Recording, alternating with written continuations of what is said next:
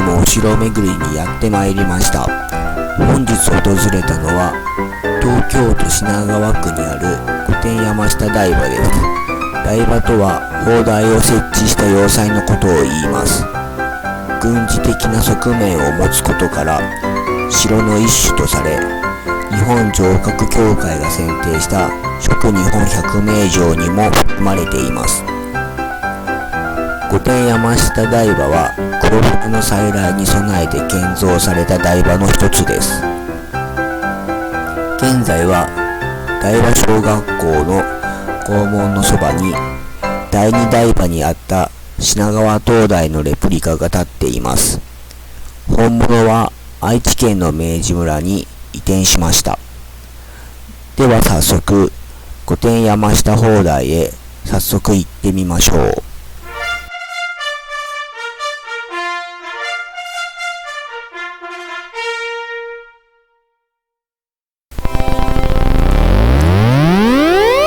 御殿山下砲台は江戸防衛のため幕末に築かれた品川台場の一つです。江戸時代後期、外国船来航事件が頻繁したことにより解剖のために台場の必要性が叫ばれました。1853年6月、ペリー来航を受けます。そしてペリーは1年後の再来を約束して帰ります。解剖強化のため全国各地の沿岸部に約800から1000カ所の台場が設置されます。こうした中、徳川幕府が江戸湾を警備すべく品川沖の海上に築造したのが品川台場でした。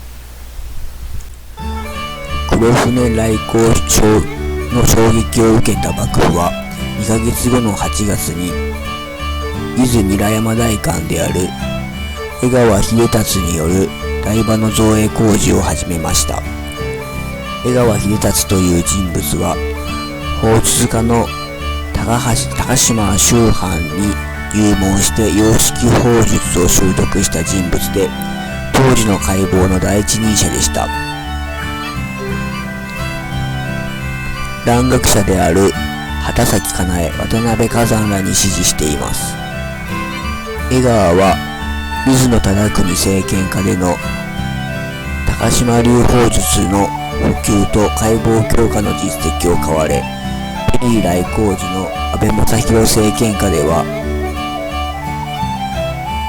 お台場築造位置の選定と大砲事情などの任に当たりました。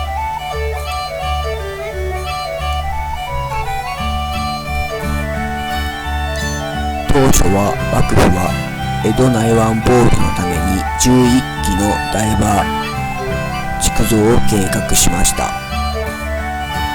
品川の御殿山などから土を運び、埋め立てによって海上に人工島を築き、その上に砲台を設置するという計画です。五角形ないし六角形の台場を海上にジグザグに配し、あらゆる方角からの攻撃に備えようとしていたようです。しかし幕府は資金不足。天保の飢饉1833年から1836年に日本を襲った飢饉の後に天保の改革が行われたものの財政再建には至らず、1844年天保15年江戸城本丸が炎上します。そして1852年嘉永5年江戸城西の丸火災後の御殿再建の動きもありました。幕府の財政はかなり逼迫していたようです。このうち実際に建設が開始されたのは第1から第7台場の7基です。第1、第2、第3台場築造時で労働者は5000人にも及び、総築造経費は75万両という膨大なものだったようです。途中、第4、第7台場は建設が中止されました。第7台場の代わりに建造されたのが御殿山下砲台です。完成したのは御殿山下砲台を含む6基のみでした。なぜ第7台場の建造を中止して御殿山下砲台を築いたのでしょうか。その理由は場所です。御殿山下砲台は他の台場と異なります。資金不足により計画変更を受けています。御殿山下砲台は場所が海上の人工島ではなく、品川の海岸沿いに陸続きの場所です。唯一の陸上台場でした。そこに5両形の砲台が築造されました。そして154門の大砲が備えられました。現在の台場小学校の敷地は御殿山下台場の半分を占め、外角をなぞる道路により五角形をした当時の台場の形状が確認できるそうです。これが御殿山下砲台です。イメージが湧きづらいので第3台場を例に見てみましょう。台場の多くは六角形でしたが、五角形の形をした北の台場は第3台場です。これは現存しています。現在の都立お台場海浜公園ですが、総面積は8526坪余りです。見た目は約143メートル×約167メートルの四角形に近いです。中央のスペースには一文字の堤防のような土塁を置き、休息所と呼ばれる建物を配置されました。正面となる南側には2カ所に火薬庫が置かれ、それぞれ脇に土塁があります。中央のスペースは海面から5から7メートルの土塁で囲まれていました。出入り口を除く4面に砲台が置かれます。暗所、井戸、トイレなどもあったようです。以上、御殿山下砲台と同じ五角形の第3台場でした。他の品川台場について簡潔に見てみましょう。完成した品川台場は全部で6基、御殿山下砲台を除くと5基の砲台がありました。現存しているのは2基です。第3台場、都立お台場海浜公園と第6台場です。台場完成の翌年である安政2年1855年、第13代将軍徳川家定が台場に渡っています。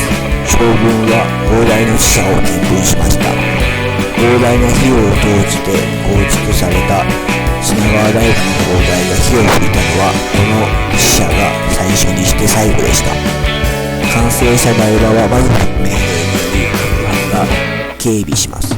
第1台場は川越藩、第2台場は会津藩、第3台場は忍藩、第5台場は庄内藩、第6台場は厚白藩、御殿山下砲台は鳥取藩が担当しました。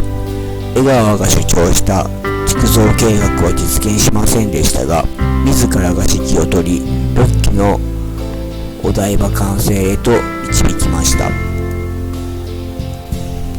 以上、今回のお城巡りは御殿山下砲台でした。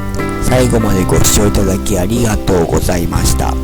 動画作りの励みになりますので、ぜひこの機会にチャンネル登録、高評価ボタンよろしくお願いします。また、取り上げてほしいお城がありましたらコメント欄によろしくお願いします。では次のお城巡りでお会いしましょう。